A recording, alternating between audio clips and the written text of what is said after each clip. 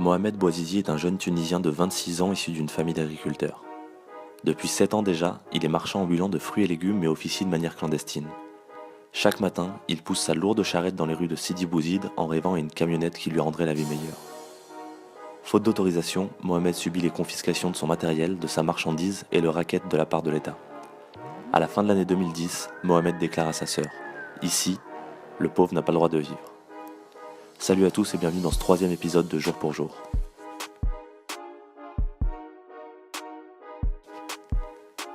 Il y a 6 ans jour pour jour, le 17 décembre 2010, le matériel de Mohamed Bouazizi est de nouveau confisqué.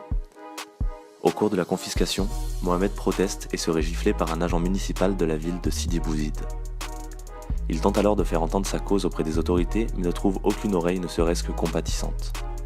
Abandonné, désespéré et humilié, Mohamed craque et s'immole par le feu sur le parvis du gouvernorat de Sidi Bouzid. Sans qu'il ne le sache, son acte va déclencher une vague révolutionnaire dans toute la Tunisie, puis dans le monde arabe. Dès le 17 décembre, des dizaines de jeunes et de commerçants de la ville se réunissent pour manifester contre l'autoritarisme, la corruption et la politique d'emploi de l'État. Les manifestations sont durement réprimées, des manifestants et des policiers sont blessés et plusieurs arrestations ont lieu. La tension retombe après quelques jours, mais le 22 décembre 2010, Ali Zari, un syndicaliste tunisien de 24 ans, grimpe à un poteau pour hurler ses revendications au monde entier. Plus de misère, plus de chômage, hurle Zari. C'est alors qu'il s'électrocute avec un câble par lequel transitent 30 000 volts. Il chute et son corps reste inerte au pied du poteau. La Tunisie s'embrase. Ville après ville, les manifestations deviennent de plus en plus nombreuses et gagnent Tunis le 27 décembre. Le lendemain, le 28 décembre 2010, le président tunisien Ben Ali se rend alors au chevet de Mohamed Bouazizi à l'hôpital de Ben Arous. Le gouverneur de Sidi Bouzid et les agents concernés par l'affaire Bouazizi sont alors limogés. Ce semblant d'apaisement des tensions est aussitôt freiné par le discours de Ben Ali le jour même où il déclare que les manifestants, alors plusieurs milliers à travers le pays, sont une minorité d'extrémistes et d'agitateurs contre qui de sévères sanctions seront prises et où il accuse les médias étrangers d'être responsables des troubles. Les manifestations s'amplifient et les affrontements sont de plus en plus meurtriers. Le 4 janvier 2011, Mohamed Bouazizi succombe à ses blessures et, 10 jours plus tard, alors que les tensions sont à leur paroxysme, le président Ben Ali prend la fuite vers l'Arabie Saoudite qui refuse de l'extrader malgré le mandat d'arrêt international émis par la Tunisie pour 93 chefs d'accusation dans 180 affaires, dont homicide volontaire, complot contre la sûreté de l'État, abus de pouvoir, usage et trafic de drogue et détournement de fonds. Le président en exil risque la peine de mort, mais lui et sa famille coulent aujourd'hui des jours tranquilles sous la protection de gardes du corps et même de l'armée saoudienne.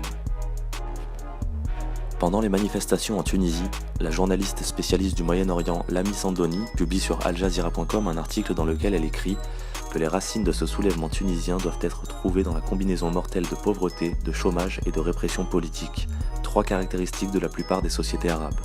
Elle ne croyait pas si bien dire. La révolte se joue aussi sur les réseaux sociaux. De nombreux blogs de dissidents et d'opposants au régime voient le jour sur internet et trouvent un écho dans tout le monde arabe. Forte d'une population jeune, active sur les réseaux sociaux et de plus en plus alphabétisée, de nombreuses populations se soulèvent contre leur gouvernement et dirigeants. En Égypte, des manifestations ont lieu place Tahrir à partir du 25 janvier 2011. La répression est sanglante.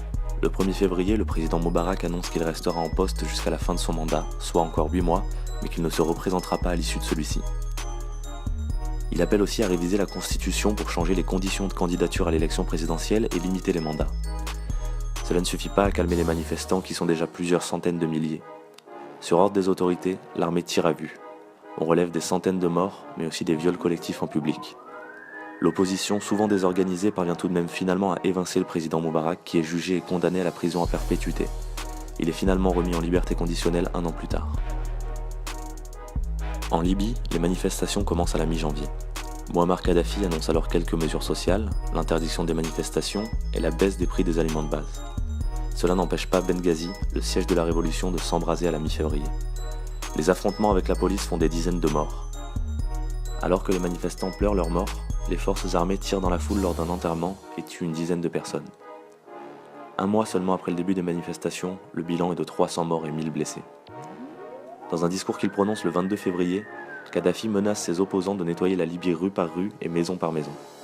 Il appelle ses partisans à descendre dans la rue pour le soutenir et se proclame chef de la révolution jusqu'à la fin des temps.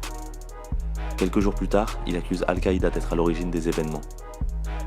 Les forces occidentales, notamment la France, se mêlent à la révolte et le régime libyen subit de nombreuses défections et défaites militaires, conduisant à la prise de pouvoir du Conseil national de transition et à la fuite de Kadhafi. Le 20 octobre, Kadhafi est capturé dans un tunnel sous une route. Rapidement désarmé, il est passé à tabac et même sodomisé à l'aide d'armes à feu avant d'être exécuté. En Syrie, un appel sur Facebook conduit à une manifestation le 15 mars 2011. Plusieurs infrastructures symboliques du pouvoir sont incendiées et le pays s'embrase. Des milliers de personnes manifestent à Daraa, Damas, Homs ou encore Banias.